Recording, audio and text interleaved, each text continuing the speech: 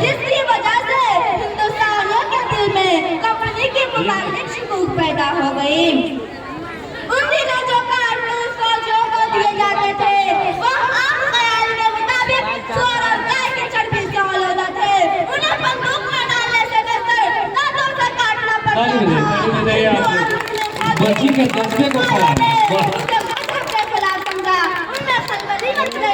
जिन सिपाहियों ने कारतूसों का इस्तेमाल करने से इनकार किया था उनकी फौजी वर्दियां उतार कर बेरिया पहना दी गई।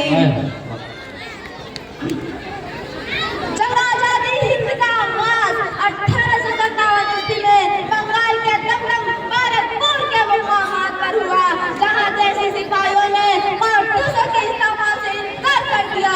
उनकी ख्याल के मुताबिक सुअर और गाय की चर्बी लगी हुई थी। अंग्रेजी हुकूमत ने उन सिपाहियों को गैर मसला करके फौजी की मुलाजिमत में बर्खास्त कर दी। लखनऊ में भी यही वाक़या पेश आया। बर्खास्त शुदा उन सिपाहियों ने मुल्क में फैल गए। इत्मीनान के साथ बहुत अच्छा मुल्क में फैल गए और फौजियों को अंग्रेजों के खिलाफ भड़काने लगे। 9 मई 1857 ईस्वी में मेरठ के एक रेजिमेंट को 10 साल कैद व मुशक्कत सजा दी गई। जिस तरीके से यह हुक्म सुनाया गया वह भी तहजीब से घिरा हुआ था। देसी सिपाहियों ने अंग्रेजी फोर्सों को हिला करके आजाद करा लिया और मेरठ से दिल्ली की तरफ गुजरने लगे। मेरठ के सिपाहियों दिल्ली की आमद से दिल्ली की फौजें भी बिगड़ गई। दिल्ली की मुगल ताजदार बहादुर शाह जफर की तख्त नशीनी का ऐलान करा दिया गया। इस ऐलान के बाद बंगाल का आग दूर दूर तक फैल गया। जनरल लेकर अंग्रेजी फोर्सों की मदद से 4 महीने तक दिल्ली का मुहासरा किए रखा। बहुत अच्छा। 14 दिसंबर को कश्मीरी दरवाजा तोड़ दिया गया।